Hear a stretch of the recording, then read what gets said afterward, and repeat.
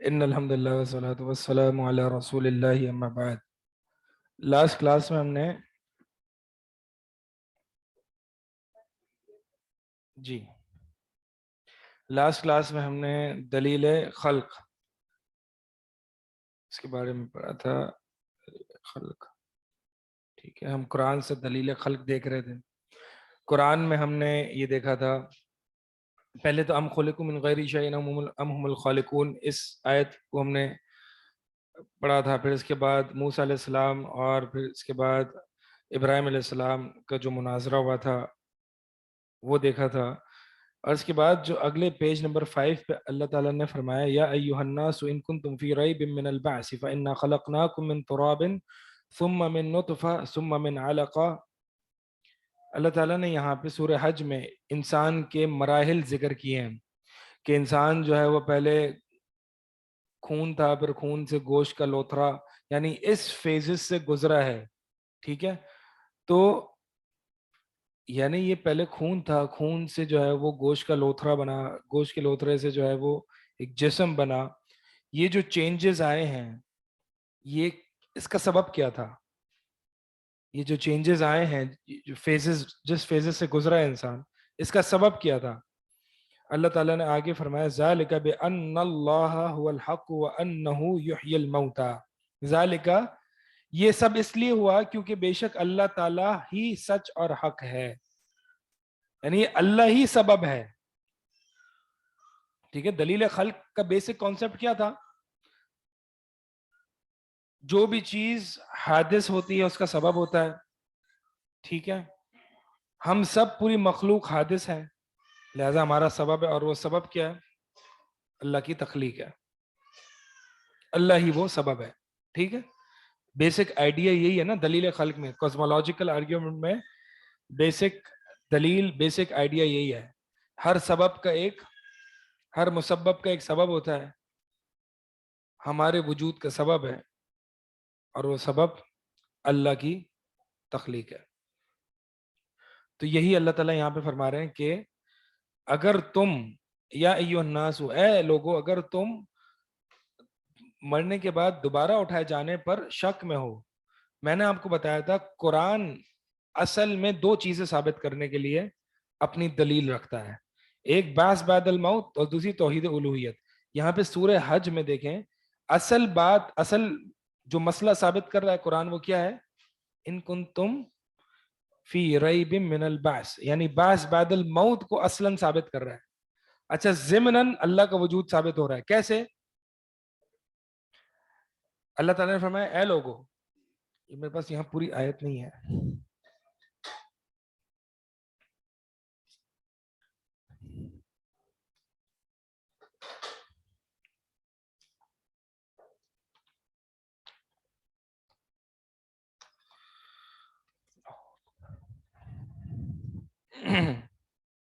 جی. تو اللہ تعالیٰ یہاں سورہ حج میں آیت نمبر 5 میں فرما رہے ہیں کہ اے لوگو، اگر تم شک میں ہو مرنے کے بعد دوبارہ اٹھائے جانے پر تو بس یہ بات جان لو. اب دلیل یہ ہے، یعنی بعث بعد الموت کو میں ثابت کر رہا ہوں، اور اس کی دلیل کیا ہے؟ دلیل یہ ہے، یہ جان لو کہ فَإِنَّا خَلَقْنَاكُم مِّن تُرَابٍ، میں ہم نے تمہیں جو ہے وہ مٹی سے پیدا کیا، پھر اس کے بعد نطفے سے، پھر اس کے بعد علقہ، پھر مضغہ، مخلقہ وغیر مخلقہ، یعنی پوری صورت میں یا پھر پوری صورت میں پیدا نہیں کیا، سقط ہو گیا. لِنُبَيِّنَ لَكُمْ، تاکہ ہم تمہارے لیے بیان کر دیں. وَنُقِرُّ فِي الْأَرْحَامِ مَا نَشَاءُ إِلَىٰ أَجَلٍ مُّسَمًّى. اچھا، یہ جو آگے جو پوری بات ہو رہی ہے، پھر اللہ تعالیٰ نے یہ ذکر کیا ہے کہ کس طرح سے زمین جو ہے وہ بنجر تھی، پھر اللہ تعالیٰ نے اس پر پانی برسایا اور وہ لہلہا اٹھی. اللہ تعالیٰ نے یہاں دو چیزیں بتائیں. اللہ تعالیٰ نے ایک اصل مسئلہ ثابت کیا، اور وہ کیا ہے؟ بعث بعد الموت. اور اس बास बाद अल मौत को दो चीजों से साबित किया. एक, ए इंसान तुम देखो तुम किस किस फेजेस से गुजरे हो. खून, गोश्त का लोथरा, ठीक है, इस फेजेस से आप पूरे गुजरे हो, ये चेंजेस आए हैं. एक ये बात जहन में रखो. दूसरी बात जो तुमने जहन में रखनी है वो ये है कि तुम देखते हो जमीन बंजर थी, कोई चीज उस पर नहीं उगी हुई थी, अल्लाह ताला ने पानी नाजिल फरमाया और वो जिंदा हो गई दोबारा से. अब ये जो चेंजेस आ रहे हैं, एक इंसान के साइकिल में चेंजेस आ रहे हैं और एक जमीन के साइकिल में जो चेंजेस आ रहे हैं. और वो जो चेंजेस हैं वो क्या है? पहले इंसान मुर्दा था, गोश्त का लोथरा, मरा हुआ था. फिर आहिस्ता आहिस्ता उसमें जब चेंजेस के थ्रू गुजरा तो वो जिंदा हो गया. इसी तरह जमीन भी मुर्दा थी, बंजर थी, फिर आहिस्ता आहिस्ता वो पानी बरसा और खलत मलत हुआ और फिर सॉइल फर्टाइल हुआ और लहलहा उठी, जिंदा हो गई. तो अदम से वजूद बख्शने पर ये कौन कर रहा है सब? ज़ालिका बिअन्नल्लाह हुवल हक. ये सब इसलिए हो रहा है क्योंकि बेशक अल्लाह ताला ही हक है, यानी अल्लाह ही सबब है इन सब चेंजेस का. जिंदा से मुर्दा से जिंदा करने पर इन सब के असबाब, ये मुसब्बिबुल असबाब, ये कौन है? अल्लाह ताला. व अन्नहु युह्यिल मौता, और बेशक वो ही मुर्दों को जिंदा करता है. समझ में आ रही है? अल्लाह ताला ने दलील रखी कैसे है. असल मसला बास बादल मौत को साबित किया है.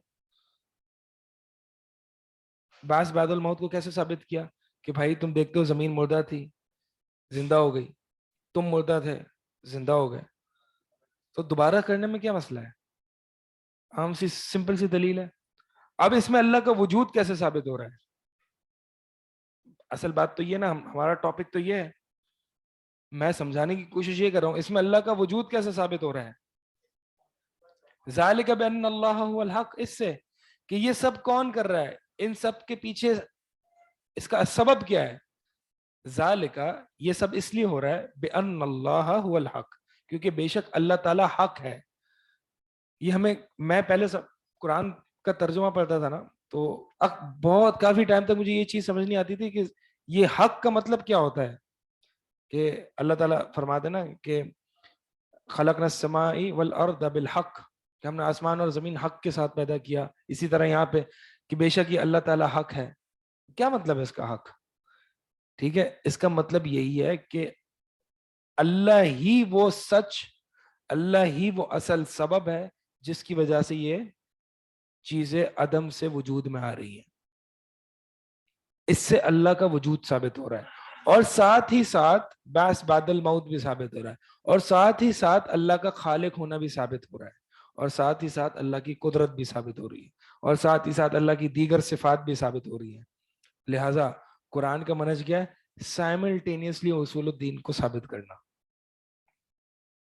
ऐसे नहीं मैं वजूद साबित कर दिया अब मैं ओके बाय, ऐसा नहीं हो रहा. ठीक है, मैं इसलिए ये बात कर रहा हूं कि बहुत से लोग जो एथियस वगैरह के साथ करते हैं ना, तो वो सिर्फ अल्लाह के वजूद को साबित करने पे तुले हुए होते हैं, बस खत्म, जीत गए, अल्लाह का वजूद साबित कर दिया. ये कोई बहुत बड़ा तीर नहीं मारा, बहुत बड़ी रॉकेट साइंस नहीं है ये. अल्लाह ताला ने तो इस चीज को ज़िमनन साबित किया है. असल चीज जो है वो बास बादल मौत है, उलूहियत है, रिसालत है, कुरान है, ये सारी चीजें साबित करना है. समझ आ रही है ये बात? तो अगर आप सवाल आ जाए आपके पास एग्जाम में कि सूरह हज की इस आयत में अल्लाह ताला ने बास बादल मौत कैसे साबित किया है और अपना वजूद कैसे साबित किया है, तो आप सब जवाब दे देंगे?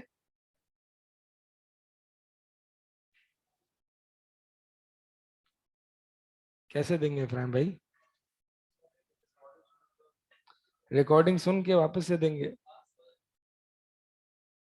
अल्लाह ताला ने सूरह हज की इस इब्तिदाई आयत में, आयत नंबर क्या है? 5, 5, 6, इन आयत में अल्लाह ताला ने बास बादल मौत को कैसे साबित किया है और अपने वजूद को कैसे साबित किया है. जी कोई मुझे बताए कैसे, ये इसका आंसर दे मुझे कोई.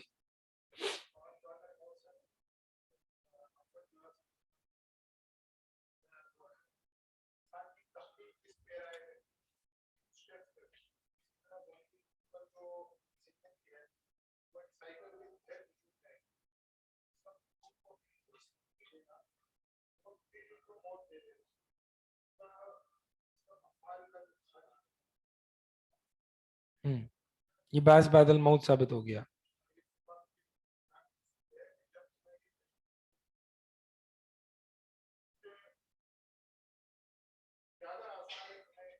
یہ باعث بعد الموت ثابت ہو گیا نا.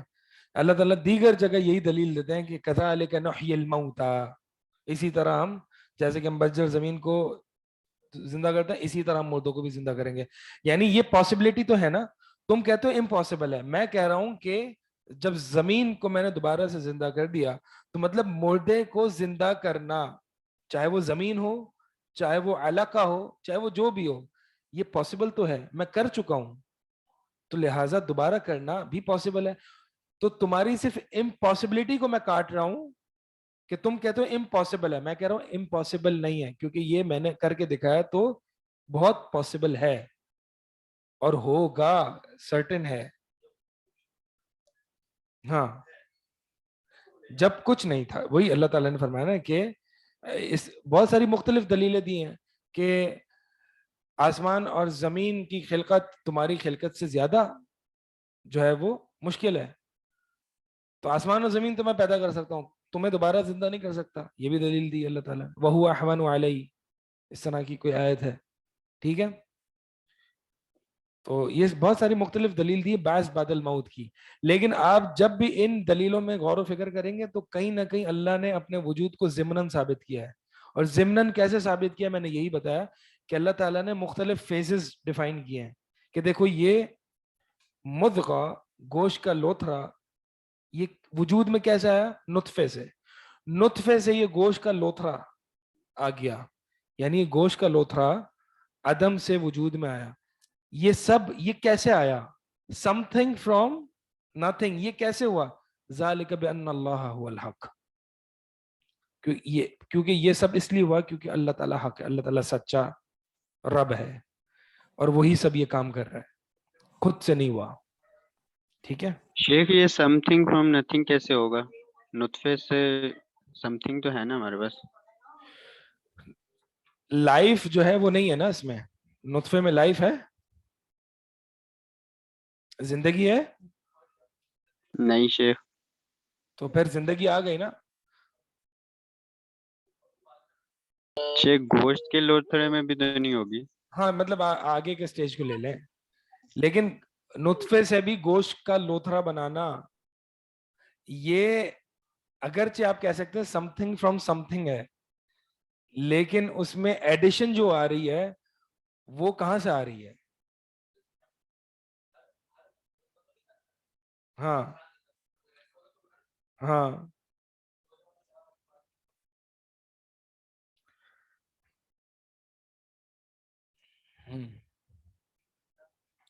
چلیں. اچھا میں کیا پڑھا ہوں، ابن تیمیہ رحمہ اللہ لکھتے ہیں، دیکھیں یہاں پہ نیچے اسی آیت کے نیچے جو ہے وہ قولہ ذالک بان اللہ هو الحق، ای یعنی بسبب انہ الثابت فی نفسه الذی به يتحقق الاشیاء. یعنی اس کا معنی بتایا جا رہا ہے، اس کی تفسیر ہے، اور وہ کیا ہے کہ ذالک یعنی اس سبب سے کہ بے شک وہ ذات باری تعالی وہ اپنے نفس میں ثابت شدہ ہے جس کے ذریعے چیزیں متحقق یعنی وجود میں آتی ہیں. یہ تفسیر ہے اس کی، یہ معنی ہے اس کا.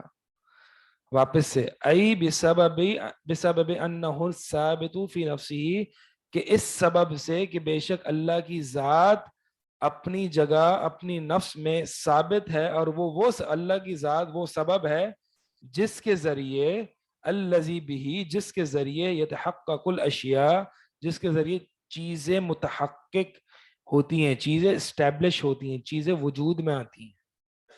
کس کے ذریعے؟ اللہ کے وجود کے ذریعے. ٹھیک ہے، اصل مقصد جو ہے آپ کو ان آیت کا بتانا یہ ہے کہ اس میں دلالت خلق ہے، ہر مخلوق خالق پر دلالت کرتی ہے، یہ ہے دلالت خلق. دلیل خلق کیا ہے؟ ہر مخلوق خالق پر دلالت کرتی ہے. اب اس کے بعد جو ہے وہ اگلی چیز جو ہے وہ ہم انشاءاللہ اگلے سال پڑھیں گے. کس کا؟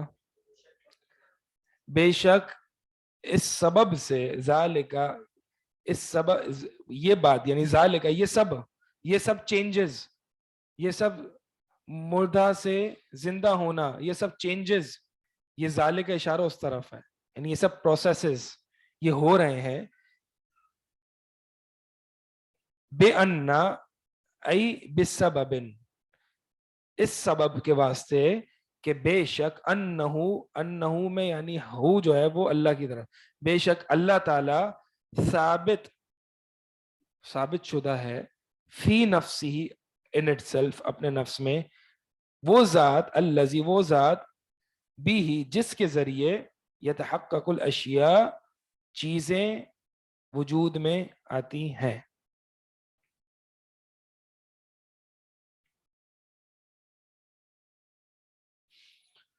اگلا جو ہے وہ اس کو ہم انشاءاللہ اگلے سال پڑھ لیں گے. آپ کہیں گے یار یہ اگلے سال ہی کیا کیا پڑھیں گے ہم. اصل میں مسئلہ یہ ہے کہ یہ کورس مینول جو ہے نا، یہ میں نے ڈیزائن، یہ میں نے جو بنایا تھا لکھا تھا، یہ مدرسے کی آخری کلاسز 8ویں کلاس کے لیے لکھا ہے اور ان کو پڑھایا بھی جاتا ہے، میں پڑھا رہا ہوں بھی ان کو، ٹھیک ہے. تو اس لیے آپ یہ سوچ رہے ہوں گے کہ یہ میں کیا بار بار چیزیں اسکپ کرا رہا ہوں، تو وہ اسی لیے کرا رہا ہوں کیونکہ اس کو الگ کرنے کی ضرورت تھی. تو جو آپ ہی الگ نہیں ہو، آپ ہی سب ساتھ بیٹھے ہوئے ہیں، بالکل ایک ہیپ ہیزرڈ. ماشاءاللہ یہ جو نوٹس ہیں یہ تیار کیے تھے ہماری ایئر 3 کی ایک اسٹوڈنٹ ہے، انہوں نے جو ہے وہ کمپوز کیا تھا. اللہ تعالیٰ ان کو جزائے خیر دے. اور جو اس میں حصہ ڈال سکتا ہے وہ ضرور ڈالے، جیسے کہ ایک اور شخص بھی ڈال رہے ہیں، اگر ہم چاہیں تو ہم نام لیں تاکہ اور رغبت ہوگی. عثمان صاحب جو ہیں وہ اس کی ایک لسٹ تیار کر رہے ہیں، ایک گلوسری، رغبت ہوگی عثمان صاحب. اور مطلب یہ ایک وہ چیز ہے کہ جس میں اور ایڈیشنز بہت ضروری ہیں. اس میں یہ کیا 18 پیجز کا کچھ بھی نہیں ہے، ٹھیک ہے. تو اس میں جو ہے وہ اگر کوئی اچھے طریقے سے جو ہم پڑھ رہے ہیں کلاس میں کوئی اچھے طریقے سے نوٹس بنا رہا ہے تو وہ انشاءاللہ ایک ایسٹ بن سکتا ہے بروج کے لیے کہ آگے آنے والوں میں ٹائم میں نہیں پڑھا رہا تو کوئی اور پڑھا رہا ہے، ٹھیک ہے. تو وہ نوٹس جو ہیں ان کے کام آئیں گے. یہ ایک پوری ایک بکلیٹ تیار ہو جائے. یہ تو 18 پیج کی ہے نا. اب یہ جیسے کہ میں یہ جو ہے نا اصل میں بنایا میں نے اسی سے تھا. یہ میرا 8ویں سال کا جو ہے وہ تھیسس ہے، الرد علی الملاحدہ وفق منہج السلف الصالح، ملحدوں پر رد، ایتھیزم پر رد منہج سلف صالح کے مطابق. اصل میں اس میں ایک کوٹیشن تھی جو میں نے آپ کو آج بتانی تھی، میں اس لیے لایا تھا، تو میں انشاءاللہ آگے بتاؤں گا.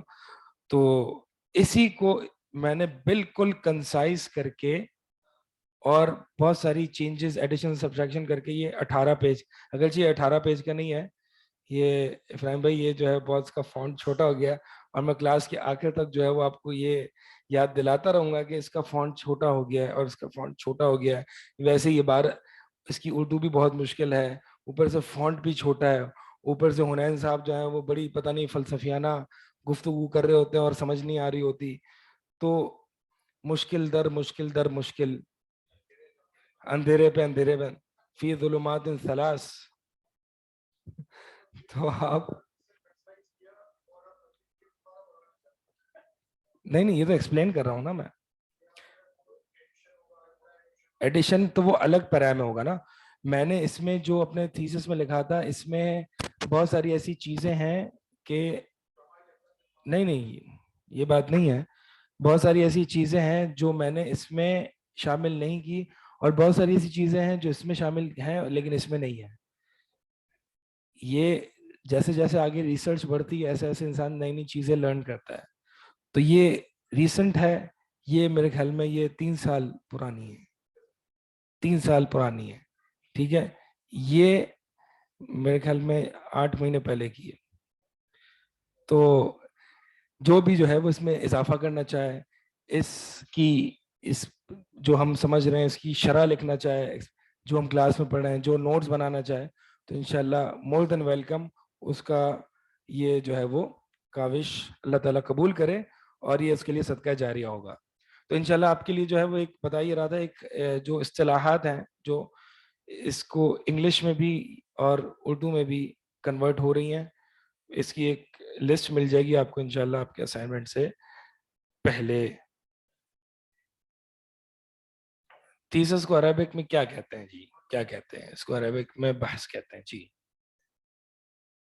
اردو میں مقالہ کہتے ہیں.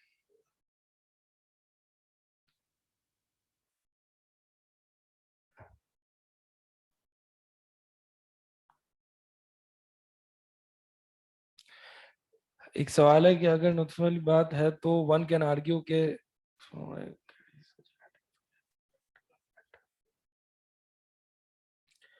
وہ سوال ہے کہ اگر کوئی یہ کہے کہ اسپرم یا ایگ میں جو ہے وہ جینیٹک انفارمیشن ہوتی ہے نیسسری فار ڈیولپمنٹ, تو یہ سم تھنگ فرام نتھنگ تو نہ ہوا نا, سم تھنگ فرام نتھنگ ہی ہوا. اب وہ جینیٹک انفارمیشن ہے وہ کہاں سے آ رہی ہے؟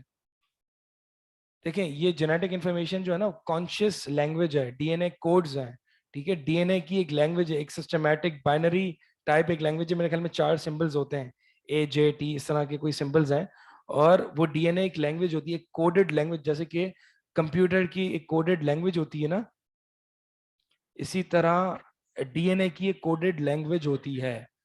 اور یہ ایک کانشیس مائنڈ سے ہی آ سکتا ہے. یہ کہاں سے آیا؟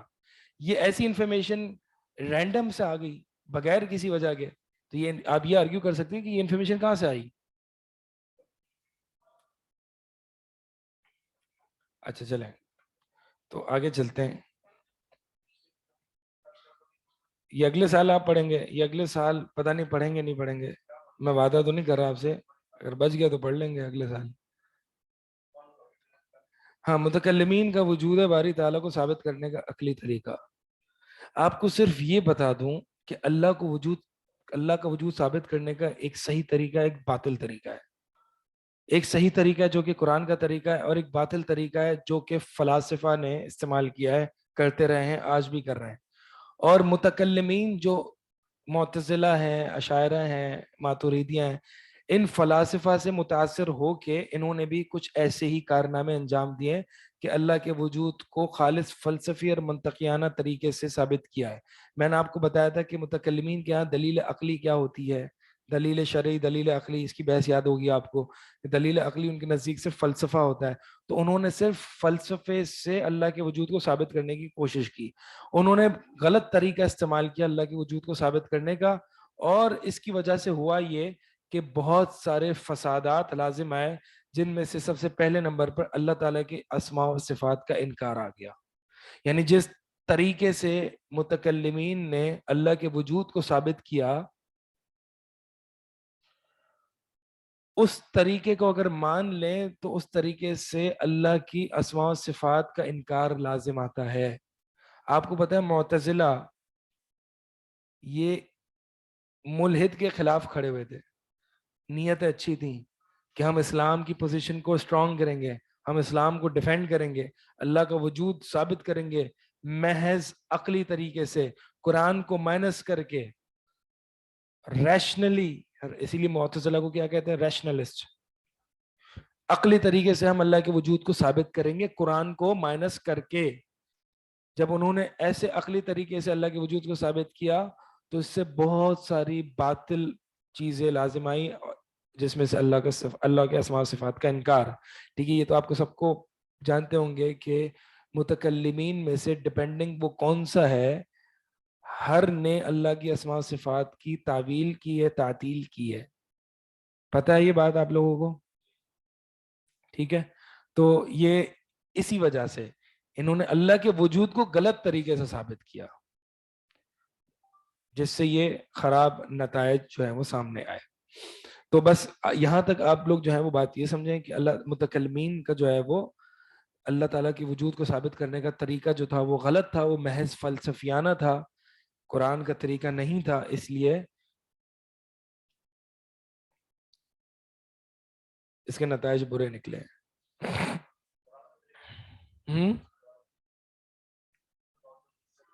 قرآن کا طریقہ کیا ہے؟ جیسے کہ ابھی ہم نے پڑھا دلیل خلق, یہ ہے طریقہ. ابھی پورا قرآن کا طریقہ ایک اور بھی دلیل آ رہی ہے آگے, پورا پڑھ لیں پھر انشاءاللہ آپ کو سمجھ میں آ جائے گا قرآن کا طریقہ کیا ہے.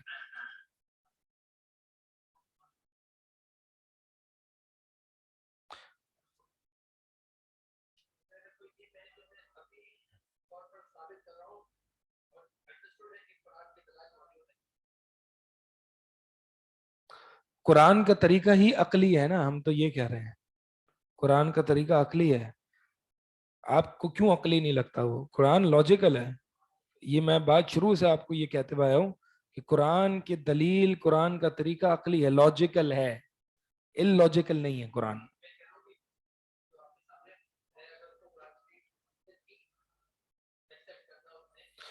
میں نے پہلے ہی بتایا تھا کہ اس کو ضروری نہیں کہ آیتیں کوٹ کی جائیں، لیکن قرآن نے جو آیت میں جو دلیل دی ہے نا وہ اس کو پریزنٹ کی جائے. اچھا ہاں، یہ میں سب شروع کی کلاسز میں، آپ میرے خیال میں شاید نہیں تھے. ہاں، تو میں نے یہ سب باتیں جو ہیں وہ ذکر کی. آپ ریکارڈنگ دیکھیں گے تو انشاءاللہ آپ کو پتہ چلے گا.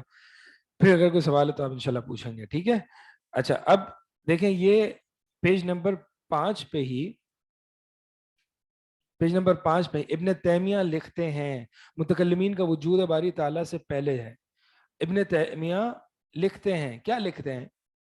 الاستدلال علی الخالق بخلق الانسان، کہ استدلال کرنا خالق پر انسان کی تخلیق سے، یعنی دلالت خلق سے، فی غایت الحسن والاستقامہ، بڑی بہترین دلیل ہے اور بڑی مستقیم سیدھی دلیل ہے. وہی طریقۃ عقلیۃ، اور یہ طریقہ عقلی طریقہ ہے. صحیحۃ، جو کہ صحیح عقلی طریقہ ہے. وہی شرعیۃ، اور ساتھ ساتھ یہ شرعی بھی ہے، یعنی یہ لاجیکل بھی ہے اور شرعی بھی ہے. شرعی کیسے ہے؟ دل القرآن علیہا، کیونکہ قرآن نے اس کی طرف اشارہ دلالت کی ہے. قرآن نے آپ کو دلالت خلق دی ہے. اس مخلوق کو دیکھو، اس مخلوق کو دیکھو، اس چینجز کو دیکھو، اس فیزز کو دیکھو، اس کے پیچھے کون ہے؟ ذالک بان اللہ هو الحق، اللہ ہی سبب ہے.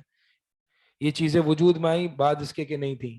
یہ چیزیں خلق ہوئی، بعد اس کے نہیں تھیں. تو ان کے پیچھے کون ہے؟ خالق، خالق جو کہ وحدہ لا شریک لہ ہے. یہ قرآن کا طریقہ ہے.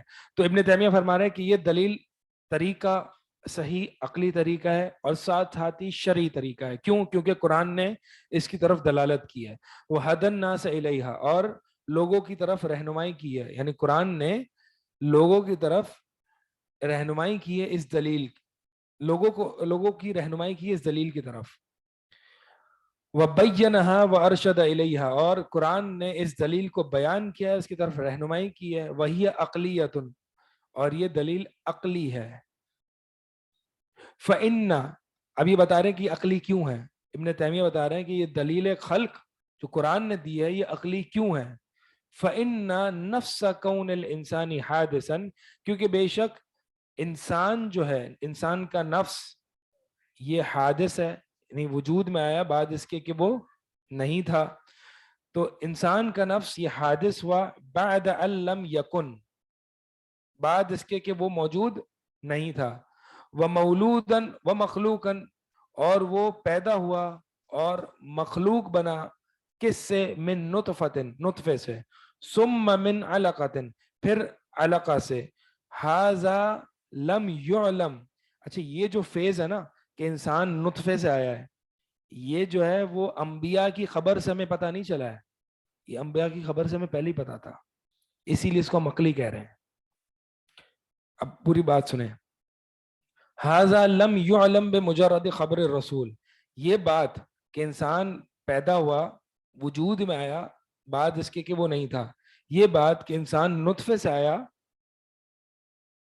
یہ بات جو ہے وہ یہ رسول کی خبر سے ہمیں پتہ نہیں چلی ہے. بل ھذا یعلمہ الناس کلہم بعقولہم، بلکہ یہ چیزیں جو ہیں وہ تمام لوگ اپنی عقلوں سے پہلے ہی جانتے ہیں. سواء اخبر به الرسول، برابر ہے کہ رسول نے اس کے بارے میں خبر دی ہو، او لم یخبر، یا نہیں دی ہو. تو سواء اخبر به الرسول او لم یخبر، چاہے کہ رسول خبر دے یا نہ دے، یہ بات ہماری عقلیں جانتی ہیں. لیکن تو پھر رسول نے کیا کیا؟ یعنی قرآن میں جو سورہ حج میں ہم نے آیت پڑھی ہے، تو یہ قرآن نے کیا کیا؟ پھر قرآن نے کیا کیا؟ لیکن الرسول، لیکن رسول نے کیا کیا؟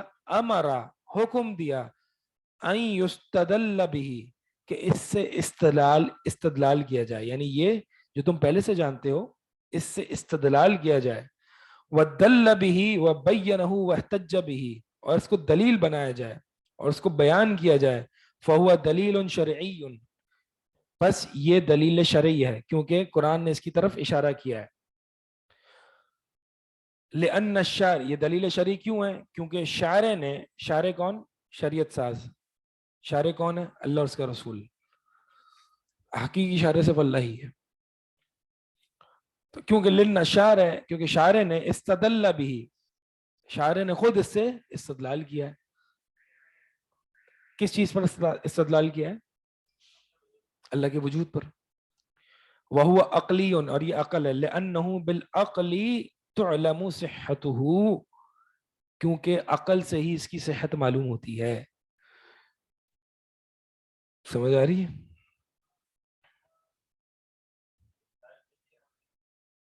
نیند آ رہی ہے آپ کو؟ نیند سامنے بیٹھ کے آپ جو ہے وہ سو رہے ہیں.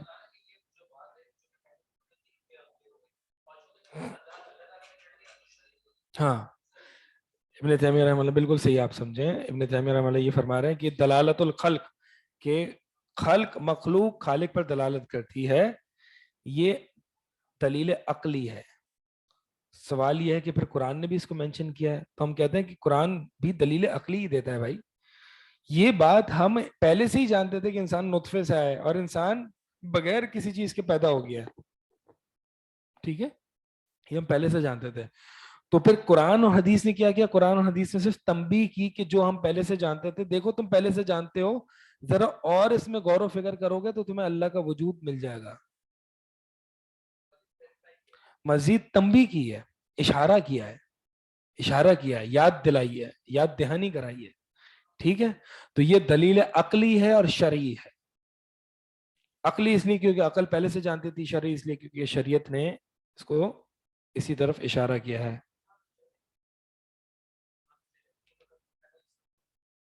جی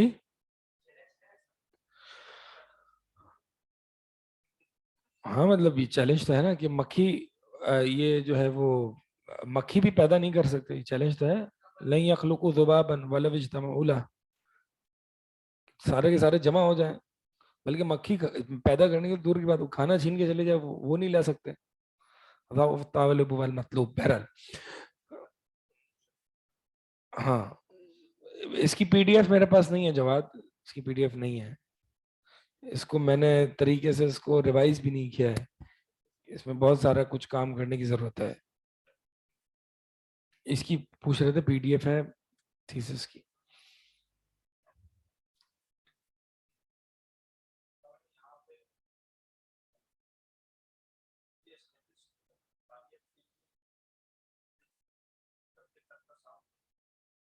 نہیں، مس کیریجز پہلے بھی ہوتے تھے. پہلے سے انسان جانتا ہے کہ انسان کی اصل نطفہ ہے، اس کو بعد میں سٹیجز نہیں پتا تھی، وہ پتا ہوتی تھی، پتا ہوتی تھی. اچھا اب دیکھیں یہاں کیا احسن اللہ تعالیٰ نے انداز اختیار کیا. سورہ حج میں کیا فرمایا اللہ تعالیٰ نے؟ ان کنتم فی ریب من البعث فانا خلقناکم من تراب. اگر تم، یعنی ہم نے تمہیں مٹی سے پیدا کیا ہے. سورہ حج میں یہ فرمایا. یہ مٹی سے پیدا ہونا، انسان کی اصل خلقت مٹی ہے، یہ ہم اپنی عقلوں سے نہیں جانتے. ہم اپنی عقلوں سے کیا جانتے ہیں کہ انسان نطفے سے پیدا کیا ہے. اسی لیے سب سے پہلی جو سورت ہے نا، اقرا بسم ربک الذی خلق خلق الانسان من علق، انسان کو نطفے سے پیدا کیا ہے.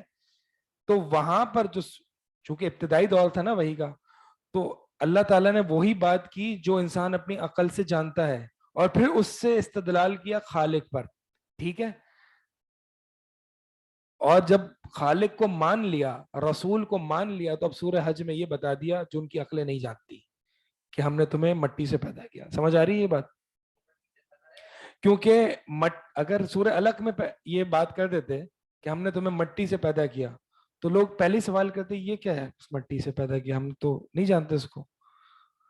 لیکن اس چیز کو بتایا جو انسان پہلے سے ہی جانتا تھا اور پھر اس سے استدلال کیا ہے اپنی خالقیت پر. تو یہی عقلی طریقہ ہے. ٹھیک ہے. اور پھر سورہ حج میں جو ہے وہ مٹی کا ذکر کیا ہے کیونکہ انسان کی اصل مٹی ہے, انسان اپنی عقلوں سے نہیں جانتا یہ بات.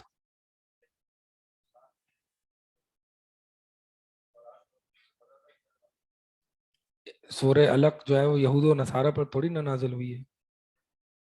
وہ اس وقت یہود و نصارہ آڈینس ہی نہیں اللہ کے نبی کی, کفار مکہ تھے. نہیں اس وقت آڈینس نہیں تھی نا, اس وقت آڈینس وہ تھی نہیں یہود و نصارہ.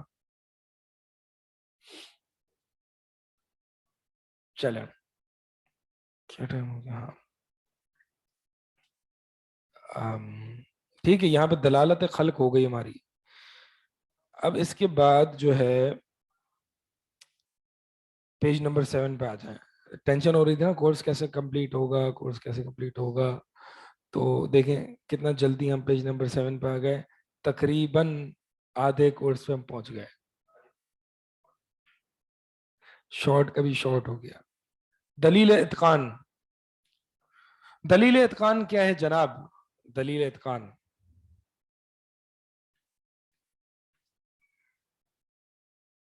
یہ پوری اگر اس کی ایک کلاس ہوتی تو ہم اس کو کرتے ہیں.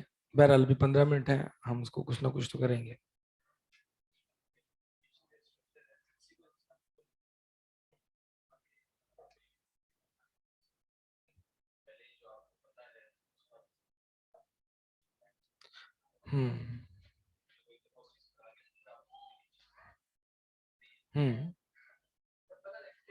مطلب وہ جو انسان کو پہلے سے پتا ہے اس سے جو ہے وہ اللہ اور اس کے رسول کی اتھارٹی ثابت کرتی. اتھارٹی ثابت ہو گئی, پھر اب ان کی وہ باتیں بھی ثابت کی جائیں گی جو آپ کی عقل نہیں, آپ کی عقل کے سے باہر ہے. اچھا دلیل اتقان کیا ہے؟ دلیل اتقان یہ ہے کہ یہ ہم سب جانتے ہیں کہ کائنات ایک مضبوط, متقن, پرفیکٹلی ڈیزائنڈ, فائن ٹیونڈ, مخصوص, اسپیسیفائڈ, طبعی, فطری قوانین کے تحت چل رہی ہے. صحیح ہے, یہ بات ہم سب جانتے ہیں. پانی کا جو ٹیمپریچر ہے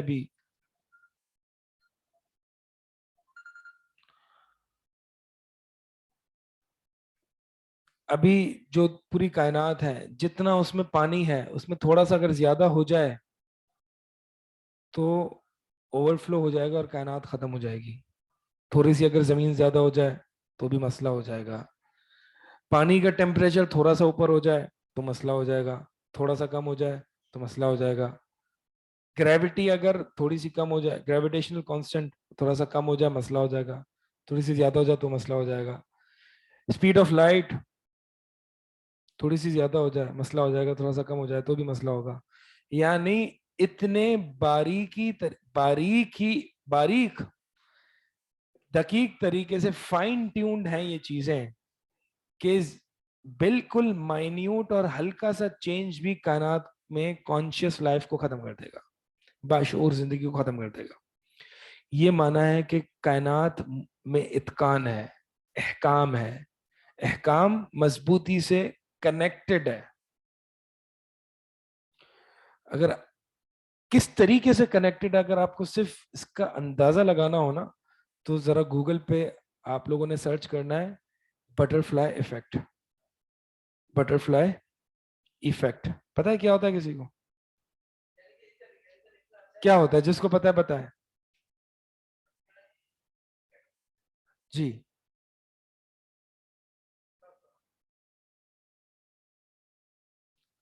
کیا ہے بٹرفلائی ایفیکٹ؟ نہیں پتا. بہرحال تو آپ یہ پھر گوگل پہ سرچ کریں گے, ہر چیز میں نہیں بتاؤں گا.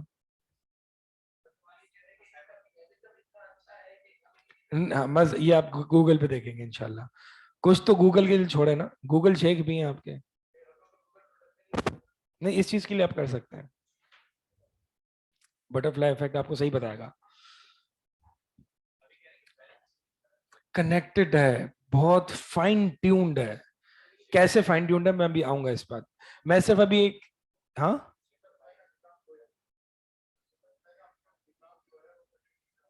नहीं नहीं नहीं नहीं, आप गूगल पे देखिएगा, ठीक है. इसका ये है कि बटरफ्लाई, चले यार आप लोग इतना पूछ रहे हैं, बटरफ्लाई एक दुनिया के एक कोने में अगर पर हिलाएगी ना तो दूसरे कोने में सैलाब आके हो जाता है एक पर के हिलने से. हाँ कैसे, पढ़ लेना ये बहरहाल.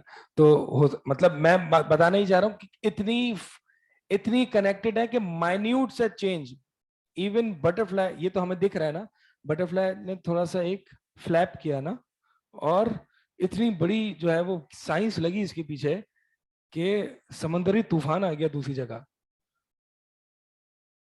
तो मकसद ये है कि छोटा सा चेंज जो है तबीई कवानीन में, फिजिकल लॉज में, वो पूरी कायनात को हिला सकता है.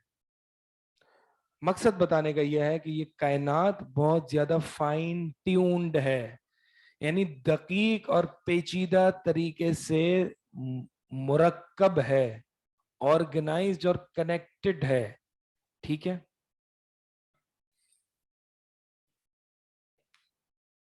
अब आप देखते हैं कि ये जो ग्रेविटेशनल कांस्टेंट है ना, फिजिकल कांस्टेंट्स हैं, ये बिल्कुल प्रिसाइसली वही हैं जो कि होने चाहिए थे. इसमें थोड़ा सा भी चेंज जो है वो तो कायनात को तबाह कर देगा. जैसे ग्रेविटेशनल कांस्टेंट है ना, वो कोई है फिजिक्स वाला स्टूडेंट है, जी नहीं, फॉर्मूला क्या है उसका, force is directly proportional to the product of the two masses and inversely proportional to the square of distance between them. और इसके बीच में जो है वो ग्रेविटेशनल कांस्टेंट आता है, F equals to ji m1 m2 upon are square. ठीक है, याद आ रही है फिजिक्स को सब कुछ बचपन की. तो ये जो g है ग्रेविटेशनल कांस्टेंट, इसी तरह स्पीड ऑफ लाइट जो कि c से डिनोट किया जाता है ना, ये सारे फिजिकल कांस्टेंट्स हैं. इनकी एक प्रिसाइज वैल्यू है, क्या है, 9.81. आगे बहरहाल आगे चलती जाती है. तो इतनी प्रिसाइज है ये कि अगर इसमें मैं 0.000001% का अगर चेंज करूंगा, खत्म हो जाएगी कायनात.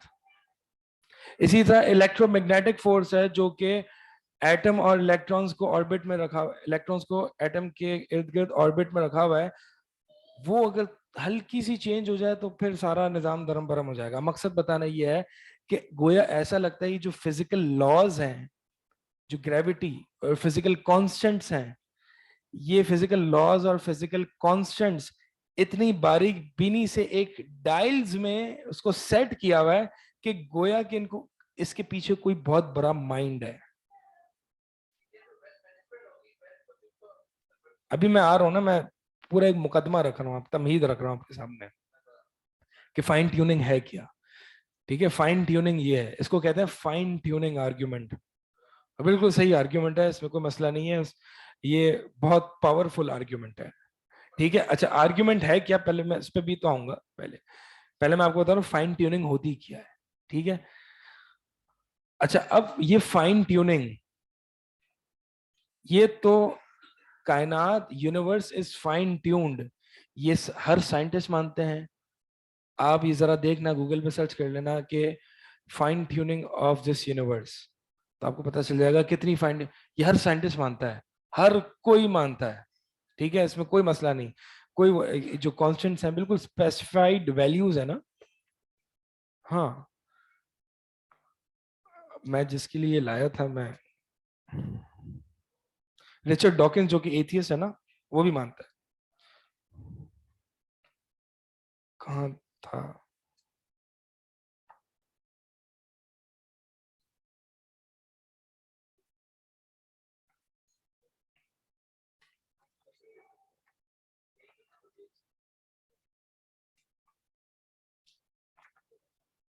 माशाल्लाह सारे साइंटिस्ट और मैथमेटिशियंस जो हैं वो चैट बॉक्स में जमा हो गए. गुड गुड, दिमाग लगाएं अपना.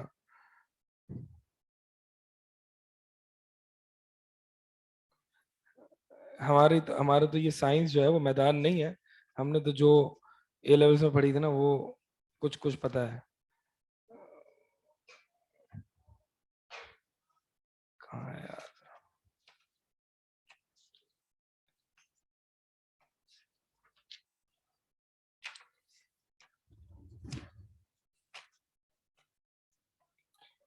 اس کا ایک تو مسئلہ یہ اس کا انڈیکس بھی نہیں بنا ہوا. اور کس کو میں نے پریزنٹ کیا تھا؟ یہ شیخ عبداللہ شمیم، وہ تحت الاشراف، ان کے انڈر جو ہے میں نے یہ لکھا تھا. پتہ نہیں یار مجھے نہیں مل رہا. بہرحال اس میں جو ہے نا رچرڈ ڈاکنز نے کیا کیا تھا، اس نے یہی کہا تھا کہ بھائی یہ بڑی فائن ٹیونڈ ہے، اور اس میں اصل پیسج اس کا انگلش میں تھا لیکن اس کو اردو میں نے ترجمہ کر کے لکھا تھا.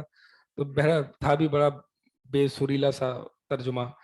تو میں آپ کو بتا دیتا ہوں، اس نے رچرڈ ڈاکنز سے یہی کہا تھا کہ بھائی ٹیمپریچر اتنا فائن ٹیونڈ ہے اس دریاؤں کا، سمندروں کا، اور یہ ساری چیزیں. ٹھیک ہے، تو مطلب ایسا لگ رہا ہے کہ کائنات میں ہر چیز پرپس فلی بلٹ ہے.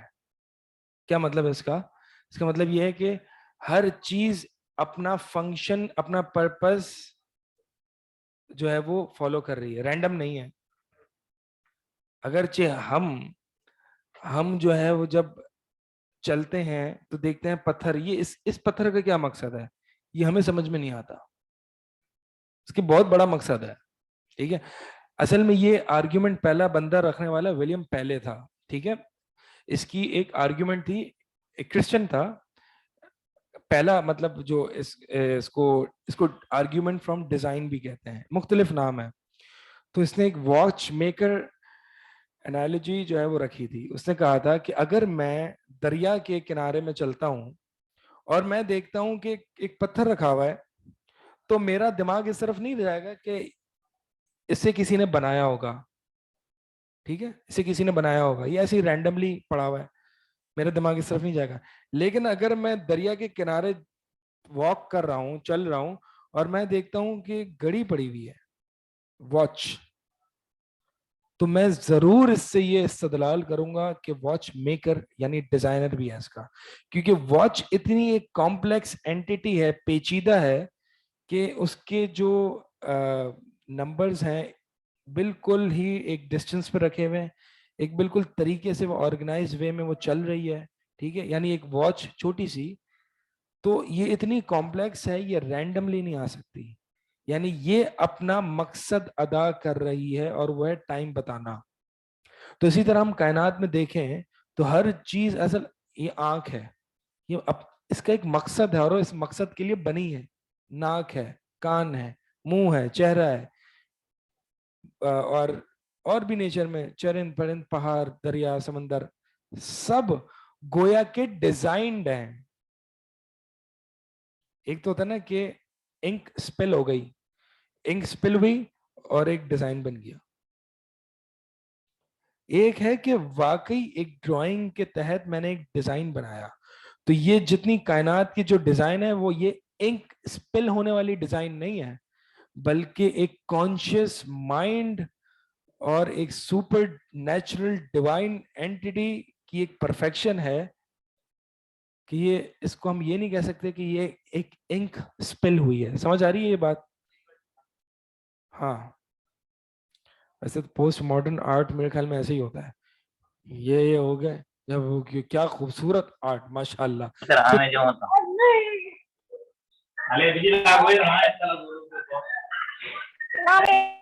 ہر چیز کا ایک سبب ہوتا ہے. بہرحال اس کا سبب کیا تھا مجھے نہیں پتا.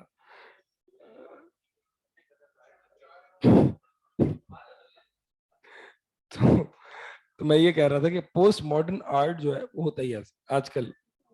یعنی مطلب کچھ بھی، جتنی گندی ڈرائنگ ہوگی نا اتنی مہنگی بکے گی. بھائی تمہیں نہیں دکھتا نا، وہ کہتے ہیں تمہیں نہیں دکھتا، آرٹسٹ کی آنکھ سے ذرا دیکھو اس کے اندر کیا انک سپل ہوئی ہے. آرٹسٹ کی آنکھ سے دیکھو گے تو تمہیں بہت زیادہ اس کی قیمت نظر آئے. مجھے سمجھ نہیں آتا آرٹسٹ کے پاس کون سی آنکھ ہوتی ہے کہ کیا دیکھ رہا ہے اس کو اس کے اندر. میں ایک جگہ گیا تھا, ایک کائروپریکٹک ہے, گیا تھا کسی کو دکھانے, مسلس وغیرہ کا ایشو تھا. تو اس نے اتنی راستے مطلب پیسیجز میں اس کے روم میں اتنی مہنگی مہنگی پینٹنگس تھیں اس کی, اور وہ بہت کہہ رہی ہے پینٹنگ میری, یہ پینٹنگ, یہ پینٹنگ, یہ اتنے کی لی, یہ اتنے کی, اتنی مہنگی مہنگی. میرا تو پیسوں میں دماغ گھوم رہا تھا, اور پینٹنگ میں ایسا لگ رہا تھا اس نے جو ہے وہ یہ لٹرلی انک اٹھائی اور یہ ڈال دی, یہ لو انک ڈالی میں نے اور تم اس کو خرید لو 50 لاکھ روپے کی پینٹنگ. یہ واقعی ایک آرٹ ہے, اور یہ کیا آرٹ ہے میری بھی سمجھ سے باہر ہے. اس کو بڑی گہری نظر سے دیکھنا پڑے گا کسی دن. بہرحال اس کو بھی ہم سمجھیں گے کہ یہ کیا چیز ہے. لیکن خیر, میں آپ کو بات جو سمجھا رہا تھا کہ ایک ڈیزائن ہوتا ہے جو کہ انک سپل یعنی رینڈم ہوتا ہے, اور ایک ڈیزائن ایسا ہوتا ہے جو پرپس فلی فنکشن بیسڈ ہوتا ہے, انک سپل کی طرح کا نہیں ہوتا. ٹھیک ہے, اور اس کے لیے ڈیزائنر کی ضرورت ہوتی ہے. انک سپل والے ڈیزائن کے لیے ڈیزائنر کی ضرورت نہیں ہوتی. اور جو کائنات کا جو ڈیزائن ہے وہ انک سپل والا نہیں ہے. کیوں؟ کیونکہ اتنا فائن ٹیونڈ ہے کہ انک اتنی دقیق اور باریک طریقے سے سپل ہو ہی نہیں سکتی. سمجھ آ رہی ہے؟ یعنی آپ اگر کہتے ہیں کہ یہ چانس ہے اور رینڈم ہے, تو میں کہتا ہوں کہ اتنا باریک طریقے سے انک سپل ہوئی ہے کہ G equals to 9.81 آ گیا, اور speed of light equals to 3 into 10 power 8 10 power 3 into 10 power minus 8 یہ آ گئی. ایسی انک سپل ہوئی ہے ماشاء اللہ. تو یہ وہی مثال ہے جو میں نے لاسٹ کلاس میں دی تھی کہ ایک انک کی فیکٹری اور ایک پیپر کی فیکٹری جب جل جائے اور سپل ہو جائے تو گویا کہ ایک انسائکلوپیڈیا وجود میں آ جائے. یا ایک ٹورنیڈو, ایک طوفان آئے, اور طوفان ایسی مٹی کو لے آئے کہ اس طوفان کے چکر میں نتیجے میں ایک ایئرپلین ڈیزائن ہو جائے. کہ وہ طوفان آیا, اس نے مٹی اکھیری کے اندر سے میٹل اورز, آئرن وغیرہ سب نکالا, انجنز وغیرہ بنایا, اور سب اتنا گندا طوفان تھا, رینڈملی ایک ایئرپلین ڈیزائن ہو گیا. اتنی فائن ٹیوننگ سے کوئی انک سپل ہوتی ہے کیا؟ انک سپل ہونا میں ایک محاورہ یوز کر رہا ہوں, سمجھ رہے ہیں نا آپ لوگ؟ تو یہ ہے فائن ٹیوننگ. اب اس کو آرگیومنٹ میں ہم کیسے پریزنٹ کریں گے انشاءاللہ نیکسٹ کلاس میں ہم چلتے ہیں. سبحانک اللہ.